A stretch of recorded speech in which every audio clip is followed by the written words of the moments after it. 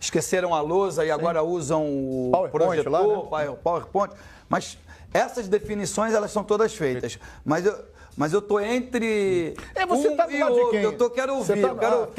Conclua, Rodrigo. Quero que o Rodrigo termine para eu me manifestar. Então vamos ver. O Independente é um time que parece um carrossel holandês, guardado as devidas proporções, porque tem jogadores que mudam de posicionamento. É um time bem interessante. Não tem tanto craque, assim, jogador espetacular, mas é um time muito bem resolvido. Mas tinha muito problema na jogada aérea. O Independente sofreu muito, inclusive com o Flamengo no jogo de ida com o Hever, na jogada aérea. Era um temor que o Independente tinha. Então eles trabalharam muito nesse tipo de lance e razoavelmente tomaram um gol de bola parada. Falta lateral do Diego, mas foi o suficiente para conseguir ganhar o título. Acho que o Independente, no cômputo geral, foi melhor. Acho que nos dois jogos.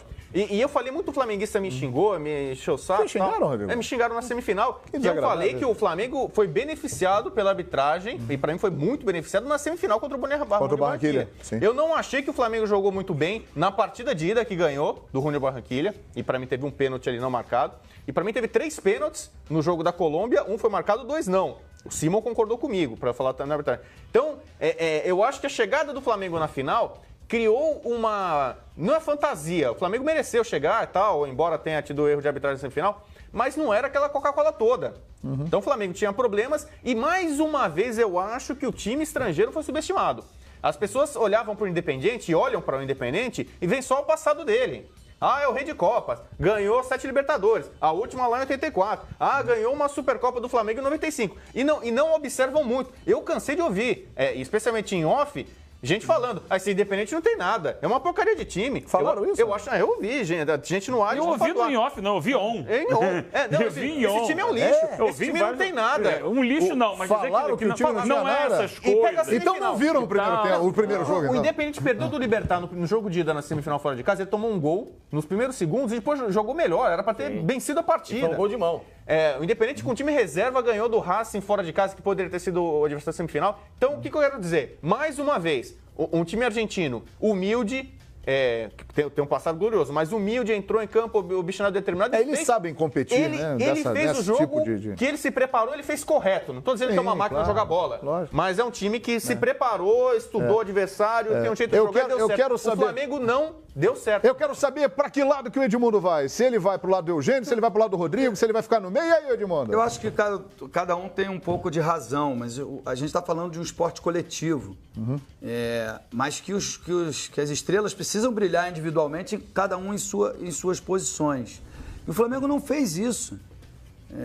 O Flamengo deixou a desejar nas laterais, deixou a desejar no meio-campo, né? Ou eu estou errado? Não. O único que se destacou, que teve destaque jogando em casa, foi o menino Paquetá, recém-promovido ao time principal. Não é porque ele fez o gol, não, mas ele procurava o jogo, ele criava as situações de jogo e não tinha parceria. Então, assim, os volantes não marcaram com a precisão que precisa. E aí, por isso que eu falo que eu estou no meio do caminho. Porque eu acho que isso é dedo do treinador. Entendeu? Por que de toda aquela preocupação do técnico argentino, né? Não sei nem se ele é argentino, mas do time argentino. É argentino, Ariel Rolando. Argentino Independente roxo. Por que a preocupação? Porque ele sabe que o time dele tem limitações. Então, por exemplo, mas dentro das suas que substituições vocês fariam? Você é o técnico do Flamengo ontem.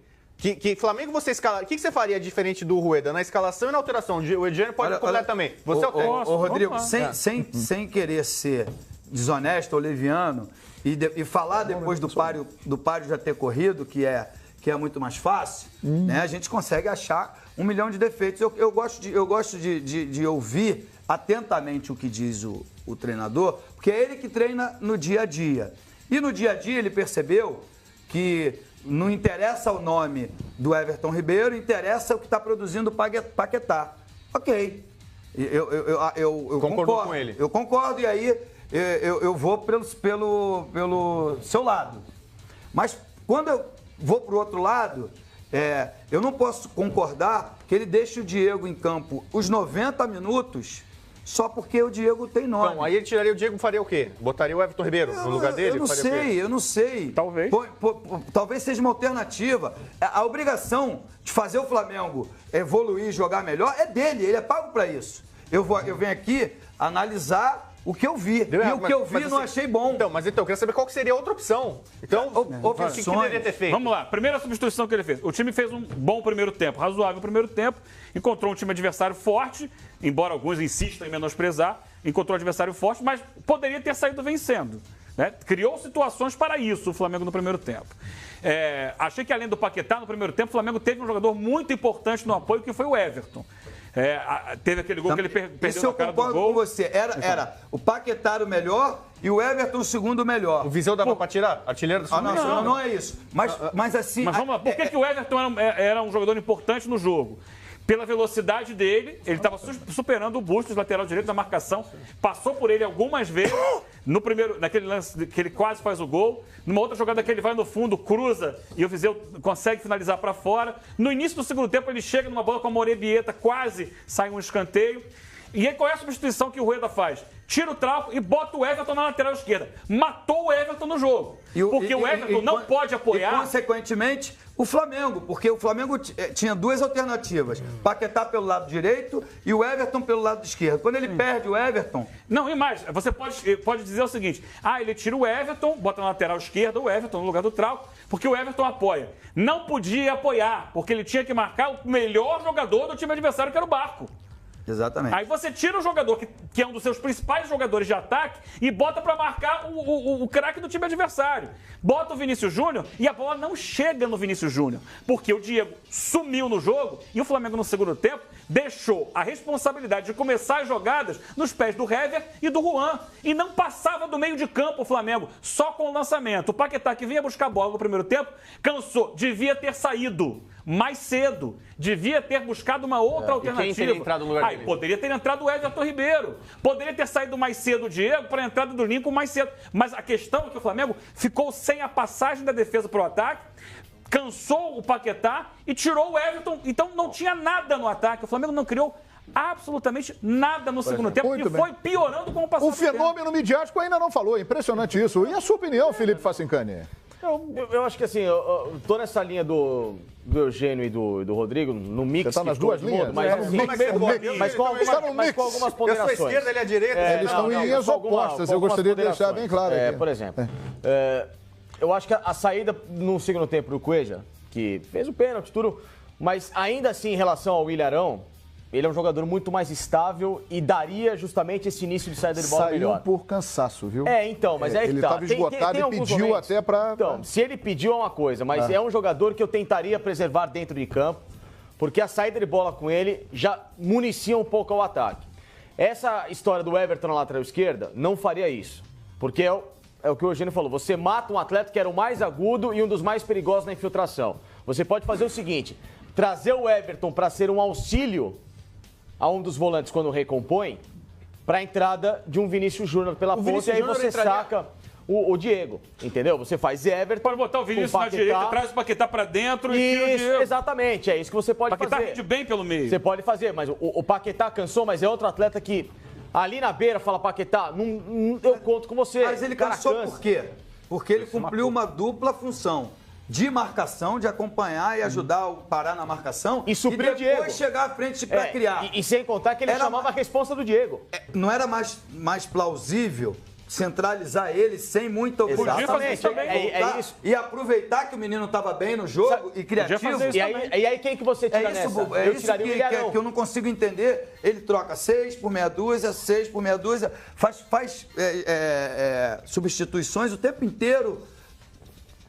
Compreensível. Eu estava em casa assistindo com um amigo e eu falei, quando vai entrar o Vinícius Júnior, eu falei, não sou melhor do que ninguém não, mas é só ver o que ele fez. É melhor que muita gente. Não, o que ele fez em outros jogos que ele ia repetir. Então, era o Chumbinho da Colina que estava contigo lá? Chumbinho da Colina, estava me dizendo tudo. É aquilo que eu falei. Entende o que eu quero dizer? Sim. Ele é previsível. E ontem era uma final de campeonato com 66 mil torcedores. Querendo ver o Flamengo vencer, ele tinha que fazer algo diferente. Mudou. Por isso que desde a semana passada, e ontem eu bati nessa mesma tecla, que talvez o Flamengo pudesse entrar com uma escalação fato novo. O que seria isso? Você, tudo bem, abdica de um desses volantes que pra mim é o Ilharão, que é um jogador que é muito desconexo na marcação, sabe? Desorientado em muitos momentos, que vai ao ataque, não volta, a recomposição básica dele. E extremamente ele deixa exposto o Cuéllar e o lado da marcação dele, sobrecarrega atrás todo mundo que faz aquele setor, porque ele é um jogador que não sabe marcar. Então você saca um cara desse e aí você entra com os 4.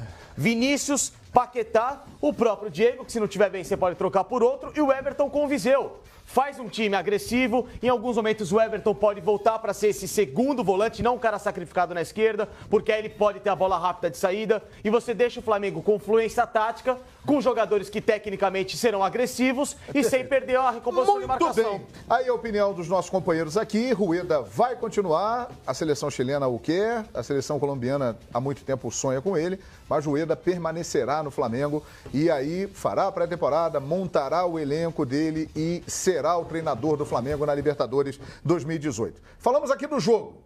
Bola rolando, campo Independiente, merecidamente campeão no Maracanã. E agora vamos sair um pouco da nossa seara. Vamos entrar na parte social, triste, lamentável da decisão. O Maracanã estava lamentável ontem, um sinistro, no pior sentido possível da palavra. Virou uma praça de guerra.